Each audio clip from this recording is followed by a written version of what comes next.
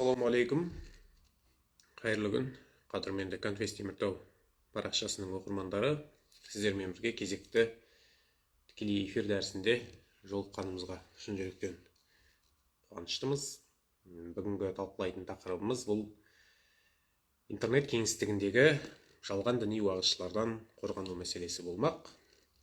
Енді өздеріңіз де білесіздер, қазір 21 ғасыр ақпараттық технологияның ерекше жылдамдықпен дамыған, жалпы тұрғындарға, халыққа қолжетімділігі арта түскен дәуір.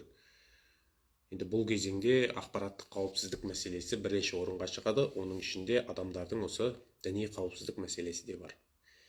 Себебі қазір интернетте діни уағыз жүргізуші адамдардың тобы өте көп. Бұл бірнеше категорияға бөліп қарастыра аламыз.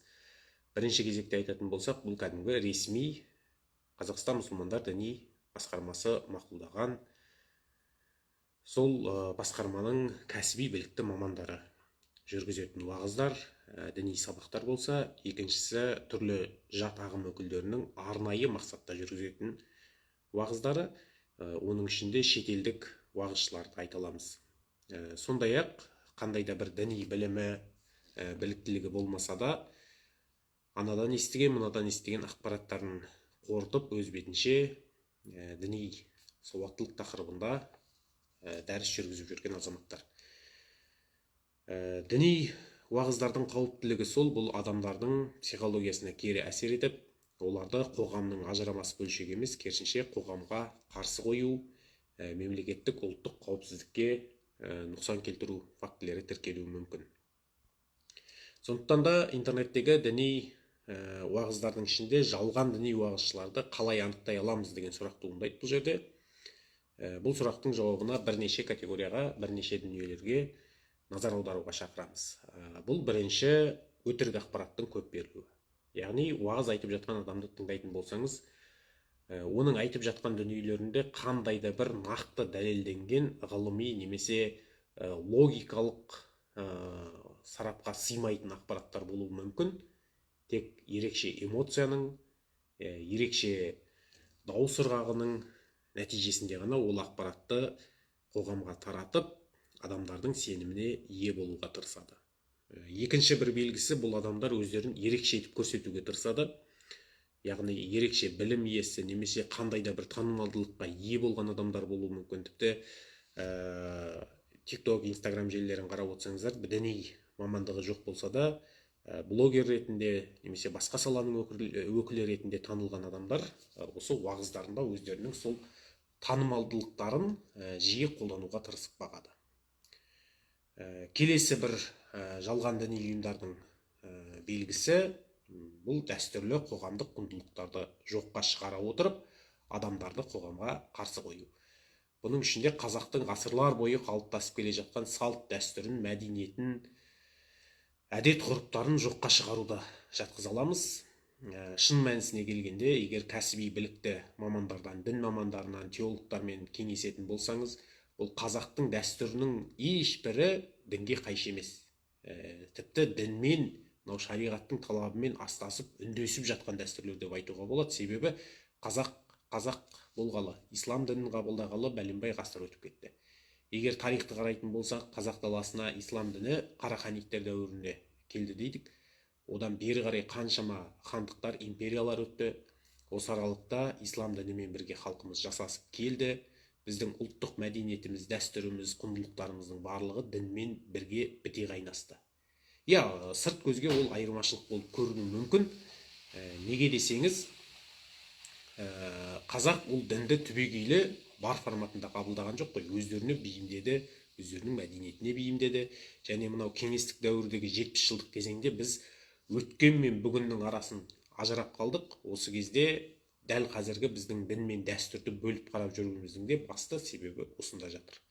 Жат діни ағым өкілдерінің ұсынатыны сол, қазақтың бүкіл мәдениетін, дәстүрін жоққа шығарып, тек қана араб елдеріндегі сияқты қатаң діни ұстаныммен өмір сүруге үндеуі мүмкін. Енді бұл жалған діни уағызшылардан қалай қорғанамыз деген заңды сұрақ туындайды. Бұл кезде бірінші мәселе сенімді дереккөздерге ғана назар аудару. Сенімді дереккөздер дегеніміз кімдер? бұл Қазақстан мұсылмандар діни басқармасы ұсынған, сол басқармада ресми тіркеуге тұрған уағызшыларды діни басқарманың мешіттеріне қарасты ресми арналарды тыңдау, солардың уағыз әңгімелеріне, сабақтарына ғана сенім арту. Екінші дүние критикалық ойлау.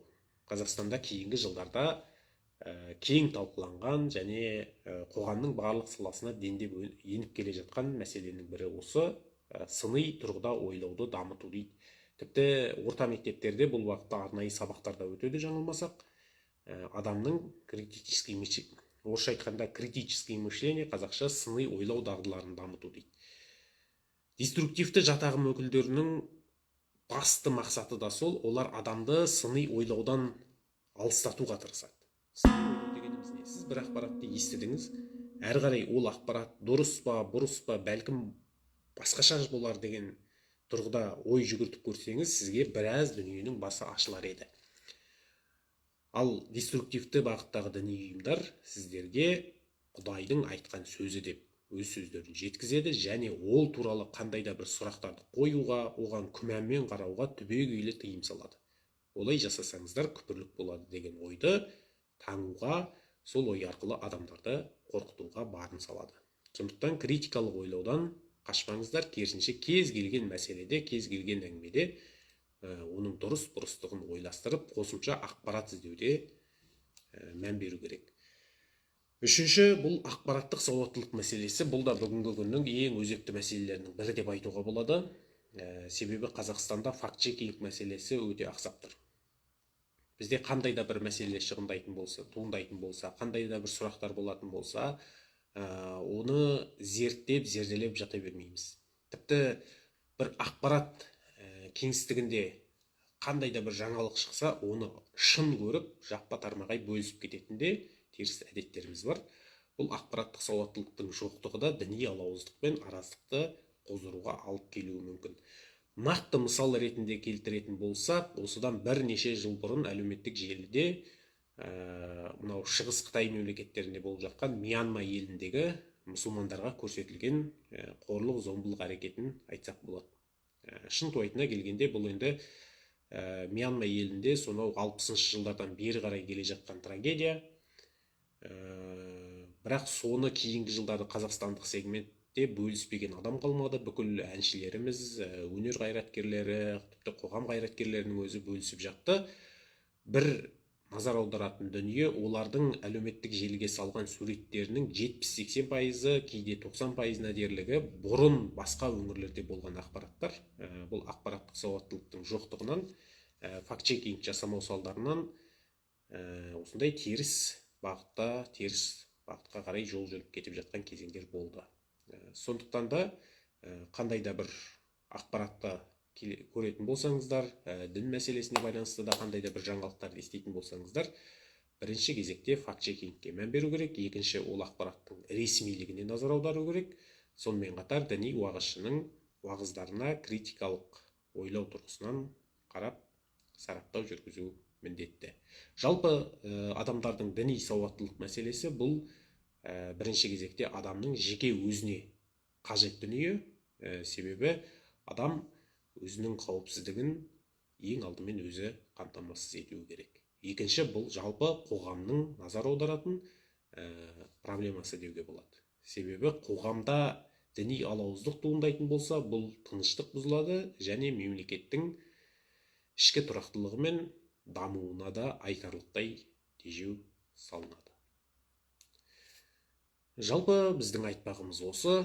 Алдағы уақытта қандай да сұрақтарыңыз болса, комментарийге жаза кетіңіздер. Келесі тікелей эфир барысында талқылап, сіздермен бірге ой өрбітуге қашанда дайынбыз.